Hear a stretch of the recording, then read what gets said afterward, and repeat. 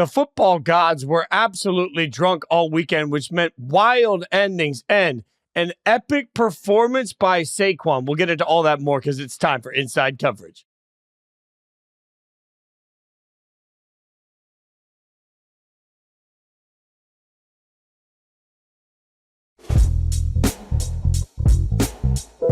He's Frank Schwab. I'm Jason Fitz. It is Sunday night, and that means it's time for Inside Coverage. Going to break down every single game, Frank. And usually we start this moment by talking about the Sunday night football game and a particular team. But nah, it's not about the team. It was about one person, one night. Saquon, absolutely epic. 255 rushing yards, 2 touchdowns. Felt like he even left some yards out there. Like absolute, just incredible performance by Saquon as we are reminded of his greatness. And the Eagles just looked like a beast as they throttle down and crush the Rams. Yeah, I mean, first of all, we've been talking about it for a few weeks now. The Eagles kind of have been the best team nobody's talking about. Well, people are going to start talking about them now. They're 7-0 since the bye. And if you're the Detroit Lions, that's the one team you got to worry about. The Philadelphia Eagles can match them in basically every single way. It would be an epic NFC Championship game that the Eagles are the one contender to the Lions' throne in the NFC.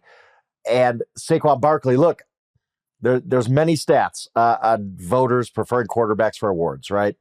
The last time running back won MVP, Adrian Peterson, 12 years ago. The last time a running back won MVP without a 2,000-yard rushing season or setting a single-season touchdown record was Emmitt Smith all the way back in 1993. Now, Saquon might get to 2,000 yards to check that box that voters need, but even if he doesn't at this point, isn't he MVP? He at least has to be in the very, very short list of this. It's Lamar Jackson, Josh Allen. I've made my Jared Goff jokes a bunch of times. But Saquon might have jumped to the front of the list with this game. 9th most rushing yards in a game in NFL history. And a lot of this, his 70-yard run to start the second half, turned the whole game around. You could tell at that moment when Saquon busted the 70-yard run, it was kind of over. He was Next Gen Stats does what do you expected to get on this play versus what do you get? He was expected to get 4 yards on that play. He added another 66 just by making some great moves in the hole, getting into the open field, outrunning everybody. And that's kind of Saquon Barkley's value. Also, we need to mention this, Fitz. The New York Giants had 2 guys walk in free agency who are going to be first-team All-Pro this year. Saquon Barkley is obviously a first-team running back, along with Derrick Henry probably. Xavier McKinney, the Packers safety, he's tied for the NFL lead in interceptions. He's probably going to be a first-team All-Pro. What the heck are the Giants doing? The Giants made Saquon Barkley for years and years and years look like just a guy. Right? Like, everybody's like, Saquon, the injuries took everything from him. He's not really that guy we thought he was going to be coming out of Penn State since his rookie season. No. It's just the Giants are that much of a clown show that they couldn't even make Saquon Barkley look good. That has to be mentioned with this, too. But where am I wrong? Like, is Saquon the leader for MVP right now? He's one of. I mean, look, I don't want to get masked under like Derrick Henry did this to a few weeks ago too. Like we see some of these running backs come over. What's interesting to me is I hear fans say all the time, "Well, Saquon wouldn't have done this with another team because they wouldn't have been able to use his skill set the right way." My question is why? Like when you see the way Saquon is being used and you see the greatness of what he's capable of, no matter who had him in the locker room, anytime, if you're looking at why you want to sign somebody, why would you not change what you do to match the skill set of a player that clearly has taken his team to an astronomical level? I mean, that to me, this is so simple. Like, look, they have players everywhere that can beat you. They barely even need them. Like that's the staggering part of what Saquon can do is that, and this wasn't the Rams not trying to stop the run. They were stacking the box every which way. It didn't matter. Some of the pre-snap motion, some of the things that the Eagles do really well to keep a defense off kilter really created opportunities for Saquon to be Saquon. So I look at this and I say, my God, if the Eagles are using Saquon better and that's why he's being so successful, then shame on every coach that's ever been around him that didn't do the same. Like Brian Daboll? Like how do you not get more out of this guy? And how, and we watched Hard Knocks, right? The Hard Knocks offseason. How, if you're Joe Shane, the Giants general manager, do you look and say, it's fine, we let Saquon walk. There's a lot of free agent running backs out there. We can go get one. Devin Singletary, he's the same guy as Saquon Barkley. Like, how on earth do you make that equivalency? How do you have Saquon Barkley in your building and not realize that he's special or get anything out of him? Like, I'm not trying to turn this into a Giants segment, but it just blows my mind how Saquon Barkley already has his career high in rushing yards for a season. He has 6 games to go. Like, the Giants completely wasted most of this guy's prime, except his monster rookie year. Since then, he's looked really average. That's why a lot of people were fooled, right? Like, even when he signed there, I was skeptical. I was like, well, Saquon Barkley really hasn't been special since his rookie year. And all of a sudden, here come the Eagles, who never spend on running back, right? They're one of the teams that kind of devalued the running back. They led that charge. They would always have a committee of guys do just fine, and they would get by. So when they came up and paid Saquon a bunch of money, I was like, this doesn't really make sense to me. But they knew. They understood the Giants' stake, and Saquon Barkley is a special, special talent. And what the Giants couldn't get out of him, we will. I don't know if they thought he was going to be a 2,000-yard rusher MVP type of player, but whew, boy, is he the return on investment for Saquon Barkley to the Eagles. What a signing that's been. I would like to also point out that Saquon Barkley is 27 years old. 27. Christian McCaffrey is 28.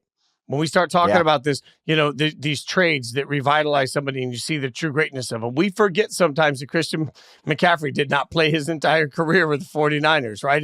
It took the Panthers screwing it up and then letting him walk out the door.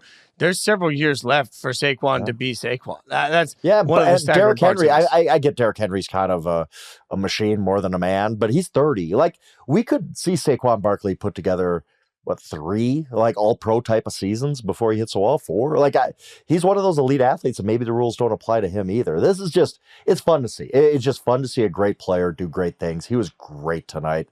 We talked even, I think it was last week, maybe 2 weeks ago, Charles was on the show, and I said, I think A.J. Brown's kind of the most value. He kind of makes the Eagles go. And in many ways, I still believe that because he adds a unique thing that the Eagles need in that offense. But I'll take the L's. Like, Saquon is not only the most valuable player on this Eagles team, he really has a good case to be the most valuable player in the entire NFL. We should also give a quick shout out to that Eagles defensive line, that Eagles defense in general. That Eagles defense since the bye is just, they're playing with the level of ferocity that is tough to match. They absolutely destroyed the Rams, and McVay had no adjustment. That offensive line for the Rams could do nothing to stop the Eagles from being in the backfield the entire game. Like, it was truly dominant, and we're watching greatness unfold on the defensive side of the ball for them also. Yeah, and it's honestly one of my best friends, a Rams fan. I was texting him during the game, and I was saying, this doesn't even tell me anything about the Rams, because I just think the Eagles are rolling at such a high level right now that it was inevitable. Like, the Eagles were going to steamroll them. And yes, the Rams didn't play well, but I think that was just because they faced maybe the hottest team. Lions might have something to say about that, but one of the hottest teams in the NFL. The Eagles are an absolute wagon right now. It looks like the Lions and the Eagles are on a collision course, and I cannot wait to see that happen. All right, Frank, let's get to some of the other action. Not the least was just an absolute slaughter that I think we saw coming, but has huge ramifications. Green Bay just absolutely mollywops, kicked the snot out of San Francisco 38-10 in a game that, I could be snarky. I could sit here and say, some people think that Brock Purdy can be replaced by anybody. Well, the answer is not anybody. I'm kidding. Not anybody. I'm kidding. The 49ers offense, there was nothing they could do. I actually felt myself feeling bad for San Francisco in this game. Yes. Look, you can't blame this solely on Brock Purdy, right? Or you can't even blame this solely on Nick Bosa. I've watched a Detroit Lions team, who we're going to talk about in a little bit, lose Aiden Hutchinson and played a top 10 level on defense. It is possible. This 49ers team came out and missed 15 tackles in the first half, the most in the NFL. That's what Fox said in their broadcast. They gave up 38 points. Like, this was a miserable effort. It wasn't usually, look, when you replace a quarterback, new quarterback comes in, usually the team rallies a little bit, right? Let's get behind a new guy. Let's play well for him. But you get some kind of dead cap outs at least. There was nothing. The 49ers flatlined today. That one was shocking to me. You could see, if you were like, well, the Packers got over on them because Brock Purdy wasn't there. And okay, I get that. But to me, this was more than that. This was just a 49ers team that looked like they were just ready for the offseason. Like, it's hard to say that about a team that has a lot of stars, has a lot of great players, has a lot of heart usually.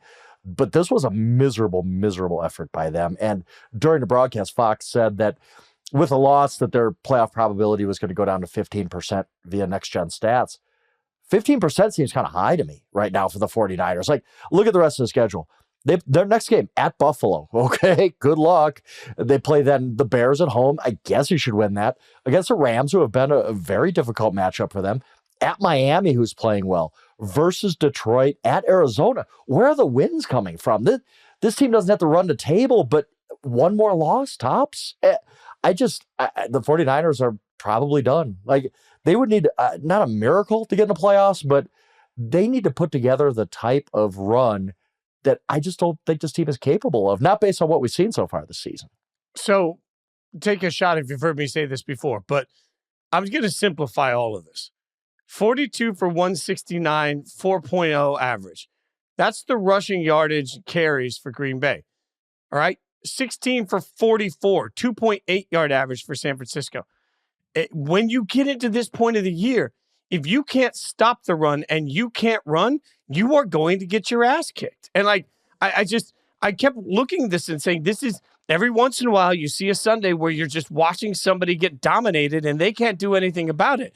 And then that has me sitting here wondering, honestly, if San Francisco's window is just slamming shut right in front of us. Like, I know that C-Rob always tells us there are no windows, blah, blah, blah. Well, I don't know. Like, at some point, you do have to pay everybody. And at some point, you do have to figure out your roster. And if you're going to pay everybody, the one thing you have to make sure you have is depth accomplished through spectacular drafting. If you are going to pay superstars, you better have the rest of the team ready to step up. You be able to, otherwise, you're Dallas. And I'm looking at San Francisco right now saying, okay, I'm not sure that I feel confident in the 49ers. Like, I'm confident in the big names that they pay, but I'm not confident in the roster as a whole right now. Like, they look tired. They look over it. They look out of it. They look unengaged all at once. And I'm just looking at it and saying, man, this season feels lost. And now when you've gone to Super Bowls and not won them, you have to wonder if was it all worth it? Yeah. My guess is that they're going to be fine next year. I just trust Shanahan. I trust that a lot of these key pieces, they're going to be back. They're going to be fine. They're not going to have a Super Bowl hangover. They'll be hungry again. Maybe play a last place schedule. As crazy as that is to say about the San Francisco 49ers. They're in very danger of finishing last place. Like, but I trust their foundation, their core. But you're right. You have to at least think about it. You have to at least consider, like, is this it? Have we reached the end of the road with the 49ers being a Super Bowl favorite type of team? And obviously, like, unless something crazy happens the rest of the season, they're not making the playoffs. And then you get into next year, and like you said, you're right. They are going to have to pay guys. And guys just get older. Trent Williams a year older, and Christian McCaffrey another year of miles on his body, and et cetera, et cetera, et cetera. I think it's a fair question to ask. My answer, as we sit here today, is no. I think they're going to be fine, but I can't sit here and say that with any real level of confidence. Like, today was bad. Today was really a turning point for me where you're just like, this wasn't just like a weird loss where your kicker got hurt like they had against the Arizona Cardinals, or a bad, you have a big lead and the Seattle just storms back to beat you. This was getting their tail kicked for the entire game. Like, at some point, that game had been going on an hour in real time, and they'd run 6 plays. Like, it was miserable. It just looked like they packed the tent today and just said, 1, 2, 3 Cancun. That was the kind of effort. It was startling how little fight the 49ers had today. When you say, I feel like Shanahan's too good a coach, they'll be fine next year. I hear you, and I agree with you. But I've said that every week about this year, and it's not working. You're right, yeah. Totally. And like that's the hardest part for me, is that every week I'm like, no, San Francisco's right up against it. But if they go on a run, like, if there's ever been the moment where the casket's open and the wooden stake is sent straight through the heart while the sunlight comes down on Dracula and you realize, like, he is dead. Dracula ain't coming back. He is now puff into a bunch of ashes. That's where the 49ers season is right now. It is done. It is over. It is dead. I think any attempt to try and resuscitate the 49ers is just cruel and unusual punishment to ourselves and to everybody that's watching it. Season's dead. They're done. So to me, the question is, how do you get anything out of it, out of the future? Because you're right. I have so much respect for their roster, for their GM, and for their head coach. I refuse to believe that they're out of it for the future. But also, I say the same thing every Monday, and every Sunday I watch them get their asses kicked. And also, we don't know what Brock Purdy's health situation is right now. You cannot trust the Shanahans when it comes to injuries. Like at the beginning of the week, it's like, just some shoulder soreness. And because it's Kyle Shanahan and he does not deserve the benefit of the doubt on any injury stuff, we all were like, oh, this could be bad. We don't know. And of course, like Brock Purdy magically on Fridays ruled out, like, oh, he got really sore on Thursday. Sure, whatever. Like, I don't buy it. Like, you have earned no benefit of the doubt and trust with any injury news coming out of San Francisco. So we don't know if Purdy's going to play next week, week after that. Who knows? Brock Purdy could be missing a limb for all we know. Like, we just have no idea when it comes to Kyle Shanahan and injuries. So that's added onto this. So we don't know when Brock Purdy's going to come back. So yeah, this could get ugly for the 49ers. And yes, there's still some part of my brain that says, would it completely blow me away if they like upset the Buffalo Bills next week? I guess not. But like you said, what has there been this season to give me any reason to believe that's going to happen, or give me any reason to believe that this is a type of team that can go 6-1 down the stretch and make the playoffs? There's none. It's a pretty mediocre to bad football team right now. And like I said, today was really, it was upsetting almost how bad they were, like how little fight they had. They just looked like, okay, we're just done. We just don't, like, we lost Brock Purdy. We don't have a chance today, so we're not even going to try. Like, this was just, Josh Jacobs ran over them. Like, it was an embarrassing loss. A really, really embarrassing. This is probably the worst game the 49ers have played 3-4 years. Like, they've lost games, but not like this. All right, so let's go from the worst to maybe the best, maybe the most chaotic. Like, if you needed any more evidence that the football gods spent all yesterday ripping shots and then woke up today and decided hair of the dog was where it was, like Saturday college football was drunk. It was weird. It was wild. Yeah. Sunday, I'm thinking, okay, everything's going to normalize. And again, I'm sitting around. I got a room full of people. We're all watching the end of the Dallas Washington game. And what do we see? We see an incredible touchdown late in the game to Terry McLaurin that absolutely blew my mind. Looked like the whole thing was running in slow motion with about 20 seconds left. Room's going nuts. Commanders are about to kick the extra point. Learned a valuable lesson. We were watching on two TVs. Some people had a feed ahead of the other. All of a sudden, you hear, everybody's freaking out. The extra point is missed. An onside kick gets returned for like total chaos. Dallas beats Washington 34-26 in a game that was really 27-26 with seconds to go that Washington should have sent to overtime. Like, I don't remember the last time I saw that sort of chaotic, oh my God, ending. Frank, football is king because of those moments. It was crazy. What a weird game. And Turpin's kickoff return where he hit the circle button with that crazy spin move. Oh my God, yeah. To get us. That was awesome. That was one of the plays of the year. Like, incredible. I will say this. Yes, we're all going to look at that extra point and go, oh my God, like you screwed this up, like kicker, blah, blah, blah. What are the Washington Commanders doing messing around with Dallas Cowboys at home like this? Like, they have taken a major step back. And, you know, you look at the Commander season, you say, all right, you lost the Steelers at home. That, I guess you don't want to, but it's going to happen. Steelers are a good team. You lose at Philadelphia. Expected. It happens. You lose it to this Cowboys team at home? Really? That just means you don't want to make the playoffs. Like, that just means, like, you are in a tailspin right now. That was a horrible loss for them. Jaden Daniels, like, and we're going to talk about Bo Nixon a little bit too and take some L's because Jaden Daniels looked bad in this game. And you wonder, and it was actually C-Rob who texted me this, and I was like, yeah, is this a Cliff Kingsbury special? Cliff Kingsbury, how often have we seen this where first half of the season looks great, defenses adjust, and he's got no counterpunch? All of a sudden, this Washington offense, which was unstoppable for 2 months almost, looked great, was one of the most efficient offenses in the NFL. Stats all prove that out. All of a sudden, they couldn't even get yards. Like, they were just absolutely positively struggling. I mean, to get the touchdown to McLaurin was crazy. Like, what are the Cowboys doing? Like, how does that even happen? Like, you could allow an 86-yard touchdown in that spot. But other than that, like, this Washington offense was bad. The defense wasn't a ton better. Like, this is a really troubling loss for the Commanders because this is a kind of loss where you look back, you miss the playoffs by a game, and you say, yeah, it was that day against the Cowboys where we couldn't move the ball. We lost to a team that has no business beating anybody right now. Yeah, especially coming off the bye, especially coming off some of the losses they've taken. Like, this thing feels a lot different right now. And I don't know if the league has figured out Cliff Kingsbury or if the league is starting to figure out Jaden Daniels and he's going to have to counter adjust to some of this. But you're right. Everything has taken a huge step back. And, you know, we talk about sometimes the mentality of it. And let's just be honest.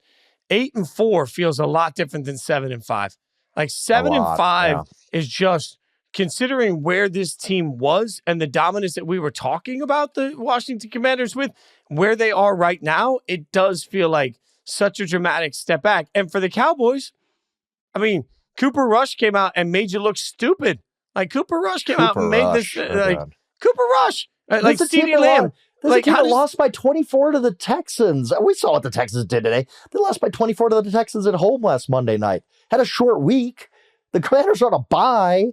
And Cooper Rush, you had all week to you had 2 weeks to figure out how do you take away the one thing they can do. CeeDee Lamb. How do we take away the one thing? And CeeDee went off in this game. Like my goodness. I look at this and it's such a disappointing top to bottom. Because if we're being honest, one thing that C-Rob has said to us several times on Inside Coverage, and I think it's an important note, part of the reason you should listen to the show on Wednesdays and Fridays, C-Rob said that even people around Washington would admit that their record was ahead of their roster because Jaden Daniels was playing so well. Now what are we seeing? When Jaden Daniels isn't playing as well, suddenly the record isn't ahead of the roster. Suddenly the flaws in the roster become easier and easier to see. Suddenly some of the things that were being masked by historic quarterback play are like, wait a minute. And this game, it felt like it was lucky that the Commanders were even in the opportunity, in the position to be able to tie this game late. And to your point, that shouldn't happen against the Cowboys team that has been left for dead. The Cowboys are supposed to be roadkill, and instead they did the killing. And here's a funny thing about the Commanders season. We don't know where it's going to go. They can start making the playoffs. It'd be kind of a feel-good story going in the offseason. But as you said, as Charles has said, you're far ahead of where you should have been early in the season, right? We're looking at a situation where, let's say this team finishes 9-8 and misses the playoffs. All of a sudden, it feels like a disappointment going into the offseason.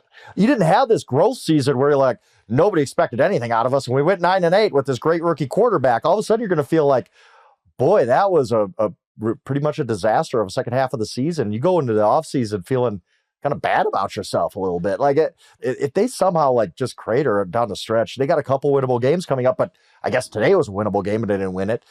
But they're scared. They got a lot of games that they're probably not going to win. You know, I mean, the Eagles come into town. I don't know if they can beat the Eagles right now, stuff like that. So we're looking at a situation where if this team misses the playoffs, we're going to look and say that was a pretty disappointing season for the Commanders, when it should be the exact opposite. Like just the way the arc of their season, it's kind of crazy. And also, I mean, Washington doesn't have a running back. All anybody does is tell me that running backs are replaceable.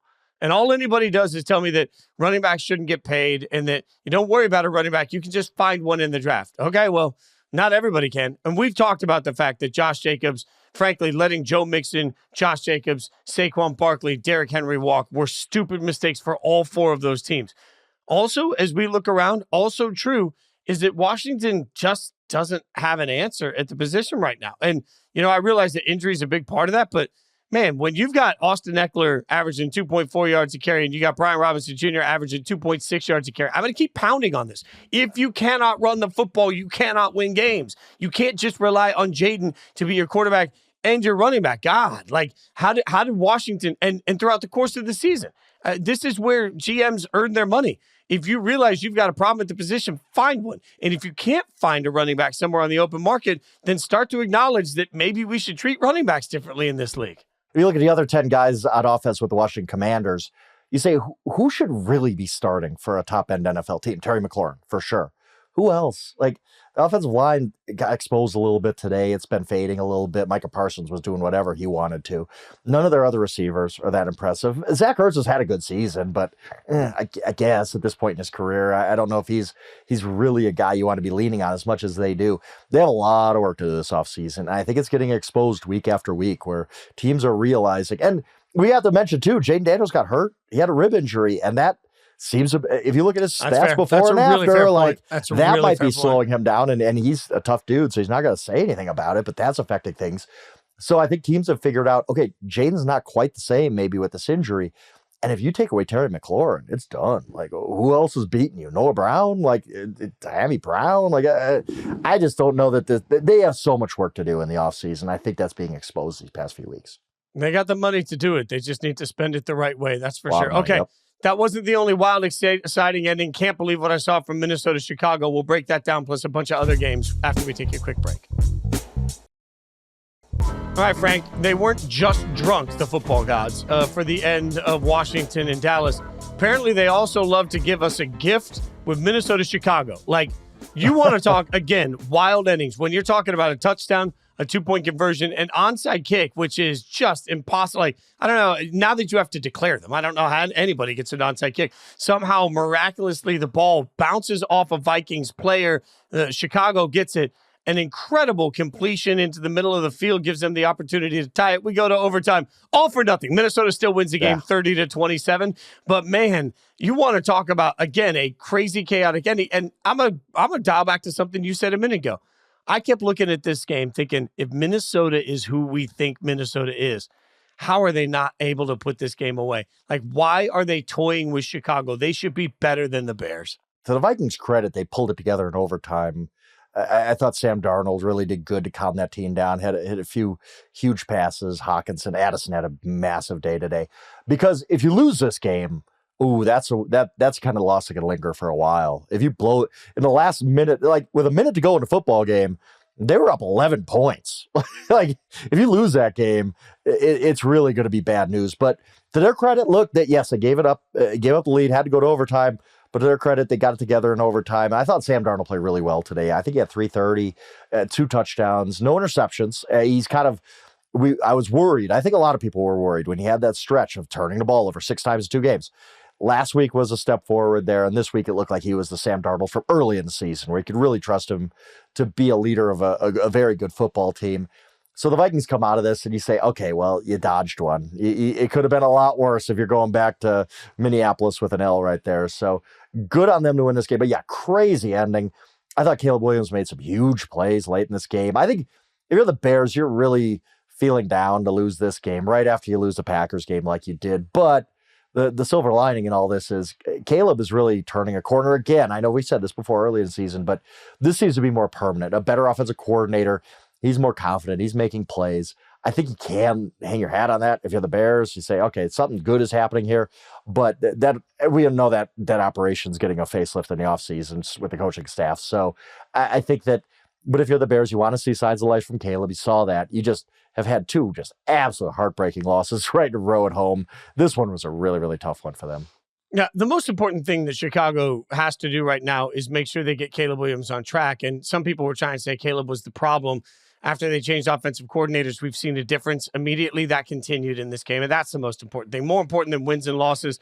Look, the Bears aren't going to make the playoffs. Okay, a lot of us, myself included, were wrong about how good the Bears could be. Okay, fine. So what? Now what? Then now what is Caleb Williams is starting to play like he looks like he can be that franchise guy. And frankly, I mean, again, take a shot if you've heard me say this today, but DeAndre Swift, 13 carries for 30 yards. Roschon Johnson, 2 carries for 2 yards. When your starting running backs are averaging a total combined of 2.2 yards per carry, you're not going to win a lot of football games. That being said, I think Caleb is starting to show out exactly who Caleb could be. And this is why, so often we say players fail. Franchises fail players more than players fail franchises. The Bears were on the precipice of trying to fail Caleb Williams. It looks like they've made enough of a change to try and salvage something.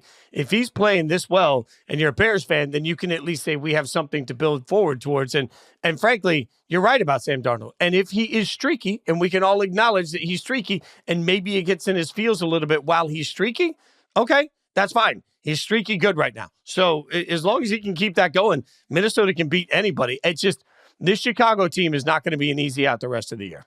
No, it won't. And on the Minnesota point, like you look up and it's like they're 9-2.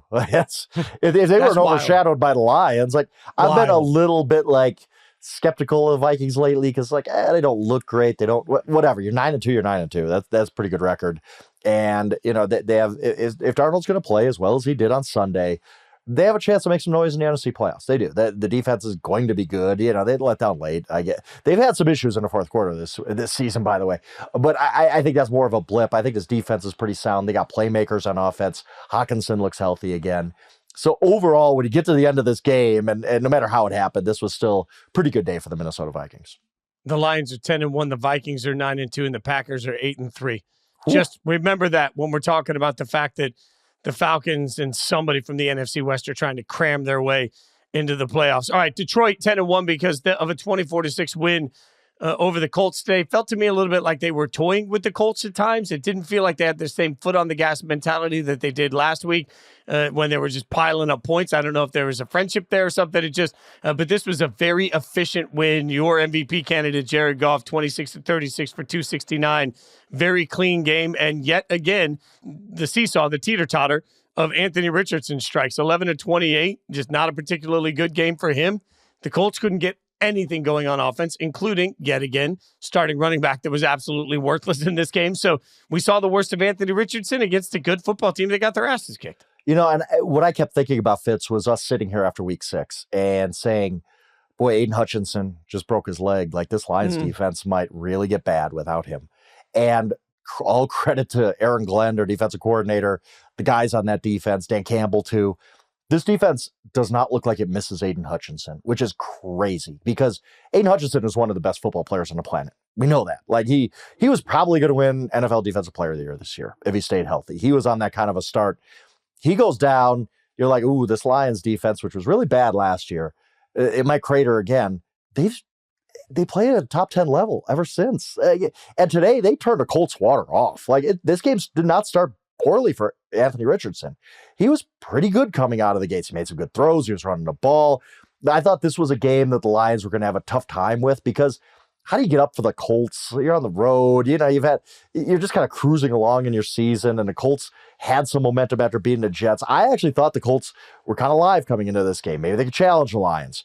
Nope, because you know why? It's not, like you said, that this Lions offense wasn't great today by any means. I mean, Goff was a little bit off, and they didn't put up a million points like they usually do. But the defense said, we got this. Don't worry about it. And this defense, to this point, like, I know they don't have Aiden Hutchinson anymore, but you have to say this is one of the, 6, 7 best defenses in football. Or maybe I'm even shorting them a little bit. Maybe they're one of 3 or 4 best. Like, this defense has not missed anything without Aiden Hutchinson. And that's one of the most amazing storylines of the NFL season to me, that we know the offense is the best in the NFL. It's fantastic. If the defense plays like this, they're unbeatable. This is the type of team that could go 15-2 and win a Super Bowl if the defense is going to play like this. This is a heck of a football team. The fact that they play in such a tough division too, I mean, they've had to be just about perfect to hold off the 9-2 Minnesota Vikings, and yet every week, like you had said, like this was kind of a ho-hum game for the Lions. They won by 18 points on the road. Yeah. Like this is the floor for the Lions. Like, this is a really, really, really good football team led by not only a great offense with an awesome offensive line, but the defense that just hasn't missed anything without one of the best players in the NFL. Well, and by the way, once you get up big on this Colts team with Anthony Richardson's current limitations, that's over. Yeah, and I think that was the key to this game, because this game was 14-6 at the half. Once it went 21-6, you just felt like, okay, death is here, and this thing is over. All right, Miami takes down New England 34-15. Efficient. I use that word too much, but man, that's what Tua was. Tua was surgical at times in this game. And I thought what was pretty surprising to me, because New England's played tough defense this year, Frank. We've given the Patriots real credit several times for showing up and showing out and playing hard on the defensive side of the ball. Man, I don't know. Tua just made it look easy. 4 touchdowns, 317 yards, 29-40. It felt like Tua was playing a video game against the Patriots. They didn't have an answer for it. And just a real reminder of how much we've tried to say, hey, the Patriots aren't bad, because our expectations were so low for them, versus a team like Miami, where we're like, Miami's not good enough because our expectations were so high. I feel good for Tua. And look, I don't know how this story's turning out. We're all just holding our breath all the time with Tua Tagovailoa. But mid-September, everybody with a microphone, a laptop, any kind of an NFL players were all saying, Tua, you need to retire. This isn't worth it anymore. And Tua, I mean, whatever. I'm not here to debate that decision, but Tua decided, no, I want to keep playing football. And he has come back and basically been Tua Tagovailoa. He has looked really, really good. He's one of the most underrated players in the NFL. Everybody wants to pile dirt on him all the time. I don't know why, as a player, because he's always been good. Like, maybe not as a rookie or anything like that, but basically, when he's in the lineup, the Miami Dolphins look like a very, very good football team. They were certainly rooting for your Las Vegas Raiders today, because they're going to need some help to get into the playoffs. And the Broncos might be the most vulnerable of the wildcard teams. But I don't know if the Dolphins are going to make up enough ground to make the playoffs, but this is a playoff level team with Tua in the lineup. He's playing at that level again, and I feel good for him because this is what he wanted. This is obviously important to him to play football, play it at a high level. And I all of us hope he doesn't get hurt again, another concussion or anything, but you can feel good for Tua coming back and playing like we know he can play, which is, as you talked about, one of the most efficient quarterbacks in the NFL week after week. Doesn't always get the credit for it, but he's one of the NFL's best quarterbacks, and he showed it again today. He's completing 73.3% of his passes right now with 13 touchdowns to 4 picks in only 7 games. That's what he does. This has been who he is the past couple of years. Mike McDaniel and him just make great music together. And people, Mike McDaniel stinks because he couldn't turn water into wine with Skylar Thompson. I don't care. Like, look at what he does when he's got a good quarterback on his side, and they make really, really nice music together. Yeah, and look, I think Drake May's going to be great for the Patriots. I really do. But there's just nothing around to help Drake May. There really isn't. And every Patriots game is the same, where it's like, oh, cool, Drake May made a couple of plays, and there's nothing else. Like, there's just literally nothing else with this Patriots team right now. Yeah. By the way, shout out to Jalen Waddle. A huge game in this one. Absolutely massive. Jonnu Smith was also big in this one. And I'll give credit where credit is due. This is the exception to the rule. The Dolphins didn't run the ball at all very well in this game, and it did not matter. So that was the exception to my rule. Speaking of not very good, Tampa Bay just destroys the Giants 30-7. I don't know what we expect, but I will say this. It ain't the quarterback. That's the quote. I'll read the rest of it. Same outcome when we had DJ at the quarterback. Take a look. It ain't the quarterback. That's rookie receiver Malik Neighbors after the game talking to The Athletic. It ain't the quarterback.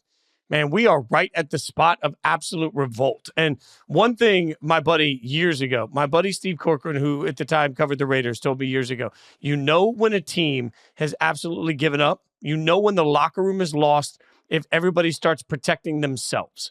Anytime you start to see, hey, you know what, not my fault, I'm just doing what I'm told, that's when you know that the locker room is lost. And I saw that quote, saw that moment, and my first thought was, yep, everybody is just in self-preservation mode. New York is lost. The Daboll experience, to me, is over. The organization needs an absolute fresh voice from the top all the way to the bottom. We are in complete rebuild crisis for the Giants. Yeah, and I wrote about this in Winners and Losers, how this is, the one thing that might save Brian Daboll and Joe Shane, their general manager, is who's going to want this job? This is a multi-year thing, Fitz. Like, this is not a team where you're just like, the 49ers, we talked about them, where it's like, oh, next year they'll be fine. No. This is a bad football team. Very, very bad. I think the story that needs to be told is, how did they end up on Tommy DeVito starting quarterback today? Because he looked exactly how anybody who's watched Tommy DeVito play football for an extended period of time, exactly how we thought he was going to look. He's not an NFL quarterback. He's not. And they knew that. When they benched Tommy DeVito last season, Brian Daboll all but said, like, yeah, what'd you guys expect us to keep going with this guy? Like, come on now.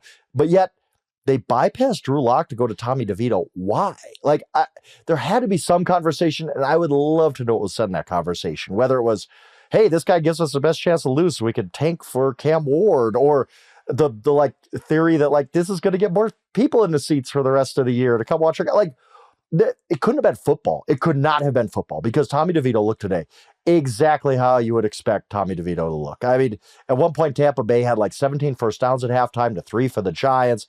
Tommy DeVito at halftime had 35 yards passing, I believe, and 23 came on one pass where the tight end just popped wide open. Like, this was just miserable football. As I say often, this was not NFL football. This was a clearly inferior product.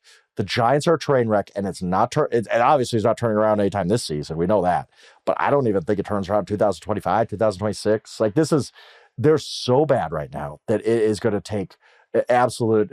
I don't even know how you rebuild this thing right now, because they keep saying, "Hey, Daboll's safe. He's going to come back." That's been the drumbeat from the ownership, from the reporters there.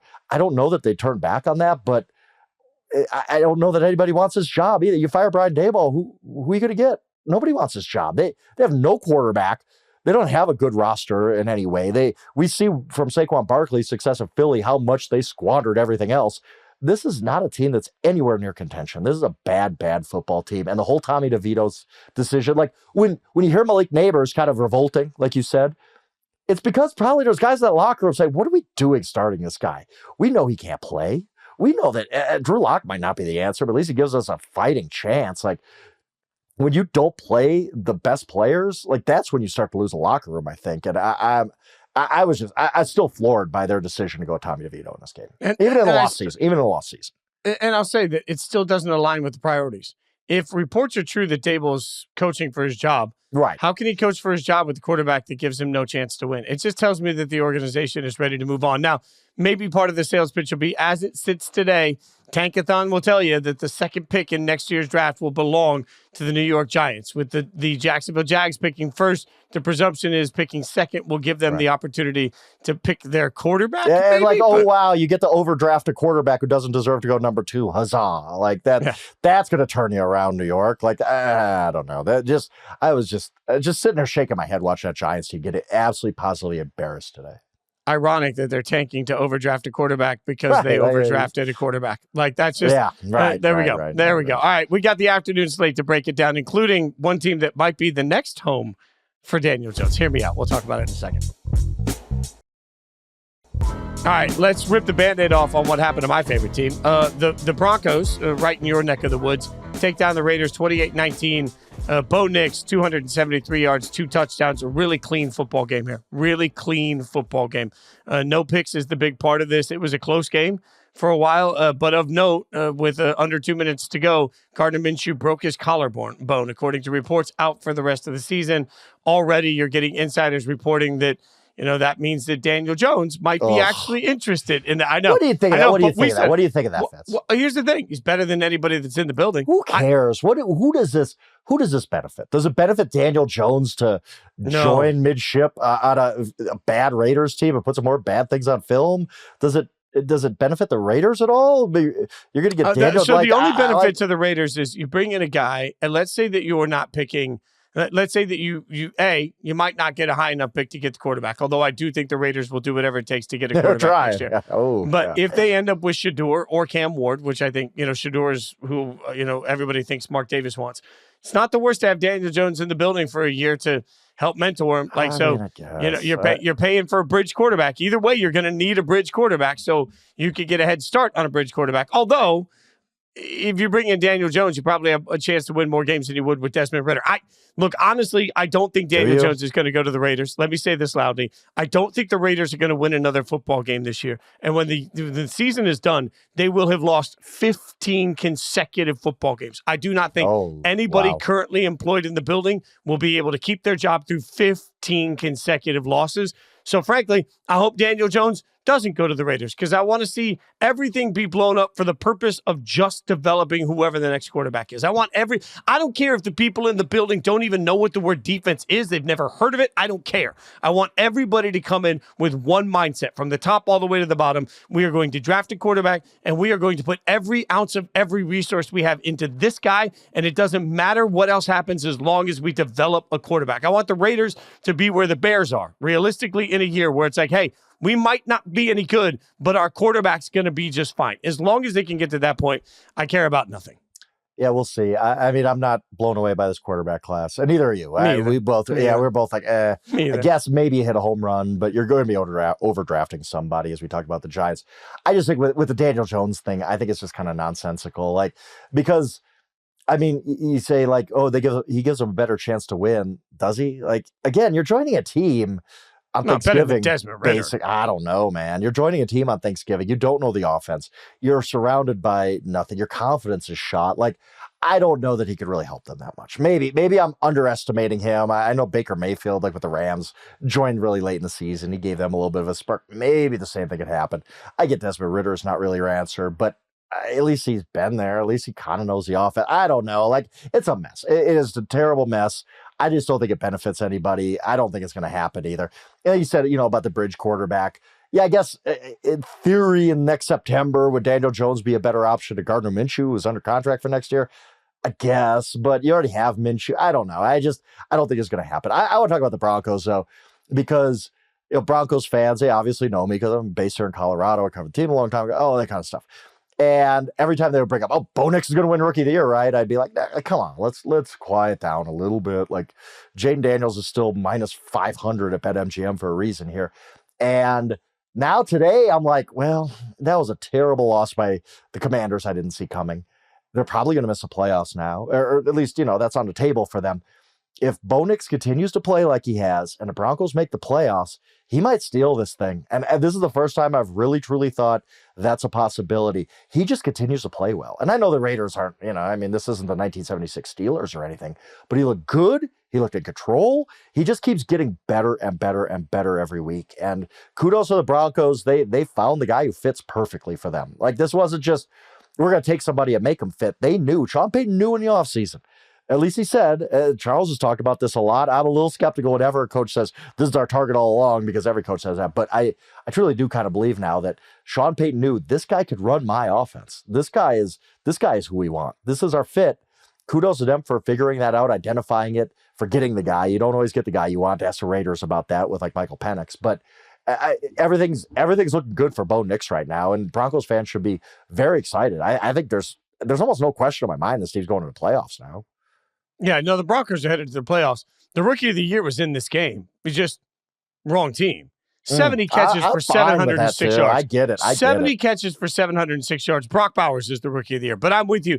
The Broncos not only have a quarterback that's better than I expected, a quarterback that has developed better than I thought he would quickly. Sean Payton has done an absolutely great job. That defense today took away Brock Bowers for the majority of the football. I had him triple teamed a few times, and it was a work of art to see the way that they absolutely limited that portion of the Raiders' offense. That defense has played so well. And frankly, Sean Payton and Bo Nix have done so much with basically one weapon on offense. Like, pretty I got to give the Broncos yeah. credit. I mean, the Broncos have overachieved at every possible, and now they're headed to the playoffs. Like, the Broncos, the Chargers, both way ahead of schedule in that division for where I thought they'd be this year. Oh, absolutely. I didn't expect the Broncos to be anything this year. This is a very flawed roster. It really is. But credit, it is coaching. This is Vance Joseph doing incredible work with the defense, really. They have one outstanding player, and that's Patrick Surtain. Everybody else is good, solid. You got pros, guys who are playing a lot better than I thought they would. Cornerback Riley Moss, guys like that, playing a lot better than I thought they ever would. But mostly this is just coaching. This is a great job coaching, offense, defense, everywhere. Sean Payton's going to get Coach of the Year consideration if they make the playoffs. And he should. And he absolutely should, because he took the sixth quarterback taken in this draft, who a lot of people laughed about. A lot of people were like, how could you draft this guy? I had him 52nd on my big board. Like, how are you drafting him 12th? Well, Sean Payton's made a really, really good quarterback out of Bo Nix and maybe made the Rookie of the Year out of him. Yeah, and I don't think Bo would be having the same level of success with another organization. When we talk about success, what the hell? Like, the Chiefs needed every ounce. I mean, again, we're talking about the Chiefs taking on Carolina. Yeah. And I said last week they made a deal with the devil. Again, they've doubled down on it. This was a tie game, and all of a sudden, what did you see? Patrick Mahomes got loose for a monster run that puts the Chiefs in field goal range. They get a last-second field goal to beat Bryce Young in Carolina. Like, Bryce played pretty well in this game. Carolina put up 27 points on a vaunted Chiefs defense, which made absolutely no sense to me. And it took a Herculean, oh my God, yet again, for what, like the fifth time this year, you sit there and you think, well, Kansas City's going to lose this game. I can't believe that's going to happen until they win the damn thing. I saw a stat, NBC had it before they got into Eagles-Rams, that the Chiefs are the first team in NFL history to win 8 of their first 11 games by 7 or fewer points. Like, that's crazy. Like, every game with the Chiefs is the same. And I thought this is a get-right game for the Chiefs, right? This Panthers defense has not been very good. It kind of started that way. Chiefs score right away. And I'm like, yeah, Chiefs are going to put up like 45 points in this game, and they're just going to roll. This is the type of team they should just blast. And it just kind of... They got stuck after that. There wasn't anything going on, and even the defense wasn't great. And they allowed them to tie the game late in the game. But we knew when they tied the game on that 2-point conversion. Like, everybody knew. You looked at the clock, and you're like, okay, well, Mahomes just going to bring them down. And he had a 33-yard run, and they got the field goal. But this continued, like, I keep playing both sides of this coin, and so do you, where one part of my brain is saying, this Chiefs team is not good. Like, if you can't separate from the Carolina Panthers in the year 2024, you're probably not that great of a football team. Like, you can't keep winning games like this all the time and be considered dominant. The other part of my brain is like, I saw this happen last year. Like, why would I think anything's going to be different in January? This is still a 10-1 football team. However they get there, they're 10-1, and they're going to get to the playoffs with the best coach and the best quarterback. So the Chiefs are just a conundrum to me, because there's part of me that's just saying, everything I believe in, beating bad teams decisively, not getting by with a crazy record in close games, all this stuff does not apply to the Chiefs this year at all. But here are the back-to-back defending champs at 10-1, so how can I question that? No, I can't. They're going to three-peat, and it's going to be ugly every week, and I'm not going to be able to make any sense of it. I also can't make sense of what's happened with Houston. The Titans beat Houston. We talk about Washington taking a bad loss. Oh, my goodness. Yeah, let's get to this one. The Texans had the chance to tie it with just under 2 minutes to go, missed a chip shot field goal. A safety late changes the dynamic a little bit, but Tennessee wins 32-27 in a game that C.J. Stroud threw a couple of picks. It just looked off. Like C.J. Stroud for the last month has looked off. We have to start re-examining our conversation around C.J. Stroud. I understand that his rookie year was historic and changed the way that we will judge rookie quarterbacks forever. But his sophomore year can now be officially called, in my mind, a sophomore slump. And if he's having a sophomore slump, now you got to start to feel like maybe the league's adjusting. If the league's adjusting, where's his counter to that? Like, we've got to see C.J. Stroud play cleaner football. The Texans were supposed to take this meteoric leap to be competitive with teams like the Chiefs and the Bills this year. They ain't. Like, Frank, to put it clearly, the Texans don't really look like a playoff team. They'll probably win a bad division, but they don't look like a playoff team. 100%. I couldn't agree more with everything you said, especially that this is not a playoff team. And they've been struggling for weeks now. You look at they're kind of getting by in some of those games, or some of the losses were like, okay, I guess. This is horrible. They had 8 sacks and a pick 6 in this game at home against a 2-8 Titans team. And they lost? Are you kidding me? Like, and again, same type of deal at Washington, where you're looking and you're saying, oh, well, yeah, Fairbairn missed a 28-yard field goal at the end that was going to tie the game. Well, you shouldn't be messing around with the Titans like that. It should come down to that type of a field goal. Yes, it was a crazy miss that one of the best kickers in the NFL this season just totally shanked the 28-yarder. I get that's fluky. And that was probably going to send the game to overtime. But what is it? Why should it even come down to that? Like, you're supposed to be a good football team, and you're just not. Like, this Texans team has taken a huge step back, I think. And like you said, C.J. Stroud, I love C.J. Stroud. I think he's going to be a superstar. I think before he retires, he's going to win an MVP award. But this season has not been good for him. He had some miserable passes in this game. And the Texans just seem like they have no answers right now. And that's tough, too, for the coaching aspect, because I like DeMeco Ryans, but he doesn't seem like he has, we talk about guys pushing the right buttons. He ain't pushing any of the right buttons yet. Well, and their offensive coordinator, Slowick, is just absolutely highly regarded. Everybody thinks he's going to be a head coach. Let's be honest for a second. CJ has great weapons. Like, he's got the tools around him. Even without Diggs. Yeah, 100%. Like, this offense should be able to hum with what's left on the field. Injuries hit everybody, and they've got the weapons to be better performers than they are right now. Like, they're lost offensively, and it just feels like CJ's not seeing the field as well as he usually does, and that's just, it's stunning to me, Frank. Like, I have a hard time understanding why everything looked so easy for him last year. Like, he wasn't winning on 50-50 balls. He was winning. So what suddenly changed? It's hard for me to figure that out. And the coaches need to do what they did in his rookie year.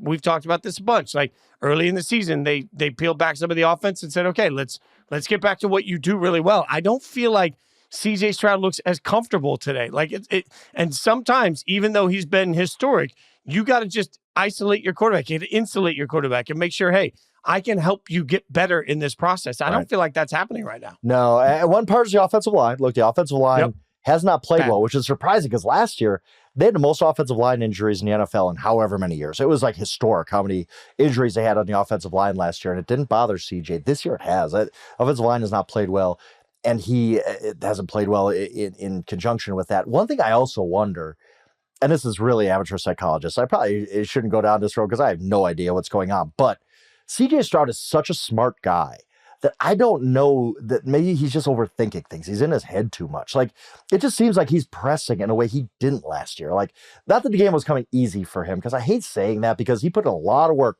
to look as good as he did. But he was just, like you said, he was seeing everything well. He was flowing well. He saw things before they happened. I remember I talked about this in the preview. I led off my Texans preview in the summer with this, of him telling Dalton Schultz, like, Jesse Bates is going to cover you this way on this route, cut it off this way, and I'm going to hit you for a touchdown, and he did it. You don't see that from a rookie. None of that's happening this year. Where some quarterbacks are like, throw a pick, whatever. I'm going to go back out and throw a 50-yard touchdown next drive because they just don't know better. I think CJ Stroud is, again, such an intelligent guy that maybe he's just in his head too much and overthinking things. It just won't let. I don't know. It's because I'm searching for answers just like you are, because it's seriously weird that a quarterback could have the best rookie season I've ever seen. That includes 1983 Dan Marino and 2011 Cam Newton and anybody you can name. He had the best rookie season I've ever seen out of quarterback, and come back this year and look significantly worse. It's just weird, and it's hard to explain. He's in his head. I'm in my head about Arizona. I sat here with you a few days ago and said, why are we not giving Arizona love? Right. When are we going to give Arizona love? And you said, I can't really trust Kyler Murray. It was a defensive battle, let's say it that way. It wasn't a clean football game.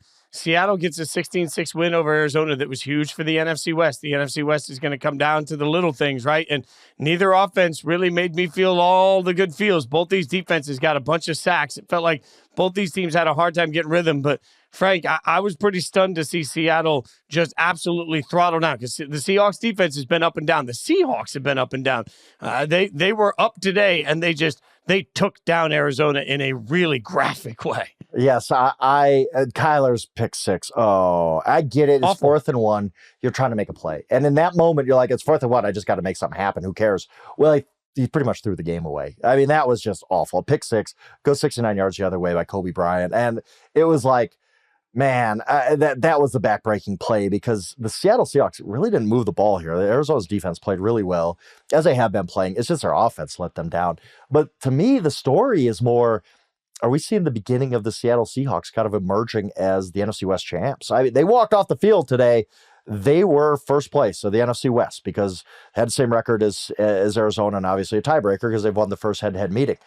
I think the Seattle team, the offense was terrible today. Granted, the defense is getting better and better and better. That's what we expected. We talked about this months ago, how this Mike Macdonald defense, he's a great defensive coach, but it takes some time. It's not something you just pick up on day one and you're running a scheme. It takes some time. It really looks like the scheme is sticking now, and they are getting it, and they're playing faster, and they're playing better. They put the clamps down on Arizona in many ways. Arizona did not score a touchdown today. And I've been down this road with Seattle before thinking, oh, this seems really good. And then they let me down the next week. So we'll see if they can get some consistency to their game. But I kind of looked at this. We're going to look back and say, remember that day in Seattle when they beat Arizona? That was when Seattle took their first step toward an NFC West championship. I think they can win this division. I think it might be the best team in this division going forward, just based on the improvement I've seen them make the last couple of weeks. I would love to think that. I just don't trust Geno. I don't trust Geno. It's hard. He's just like, there's some days when you're like, Geno, just don't make that play. If you played so well the rest of the game, don't make that one play. And I get it. I totally get it. But who would you pick to win the NFC West right now? I don't think either of us would pick the 49ers, even though only a game out. Like, as much as we throw dirt on 49ers, only a game out. Who would you pick? Who would you pick? The Rams. The Rams belong in that conversation. Yeah. The Rams, I don't know. I would have told you yesterday, I would have said Arizona. Why not Arizona? And now we like, see this and say, you're shook. I don't think I trust any of them. Like, the dabbler in me wants nothing to do with any of these. I just sat back and I'm like, nope, they're all too crazy for me. Like, I wouldn't date any of them. They're all too crazy. All right, so who you got in the Harbaugh Bowl? We got Monday Night Football, Baltimore at the Chargers. Or Baltimore favored by 2.5. Chargers. Why not? At some point, we just had to acknowledge the Chargers are kind of an elite football team. Like, they're playing defense at a really, really high level. Justin Herbert went from just a quarterback who could make impressive throws to a quarterback. Like, he is efficient. He's good. Jim Harbaugh has done an amazing job. Nothing against the Ravens. I think the Ravens are a very good football team, but I also know this defense isn't great. And you're playing, like, I get the Chargers don't have a ton of home field advantage or anything, but still is a cross-country trip. I'm taking the Chargers. I believe in this Chargers team now. I didn't think I'd be sitting here telling you that Jim Harbaugh's first season was a smashing success in LA, but it is. He's one of the 5 best coaches in the NFL. Right as soon as he came back from 9 years at Michigan, I think Chargers win this game. I want Baltimore to be great. They're just not, and I'm with you. I don't trust right now Baltimore's defense against anybody. Until I see a reason to trust them, I don't trust them, and I especially don't trust them against a good quarterback. So I'm with you. I think the Chargers win this game. All right. As always, rate, review, subscribe. If you've listened this far, take the time, rate, review, subscribe. We always appreciate you guys hanging out with us. We couldn't do this show without Stone. He's doing all of the actual work. He's God. He's doing God's work for us. We appreciate him. Follow us on Twitter at Jason Fitz, at Yahoo Schwab. You know how to do this. And then we'll be back on Wednesday. Even though it's the day before Thanksgiving, we will not yet be gorging ourselves on overrated foods. We'll be hanging out with Jory. So we will be here on Wednesday. As always, we appreciate you for listening. Tell your friends, your family, your enemies. Tell everybody to hang out with us. Have a great week.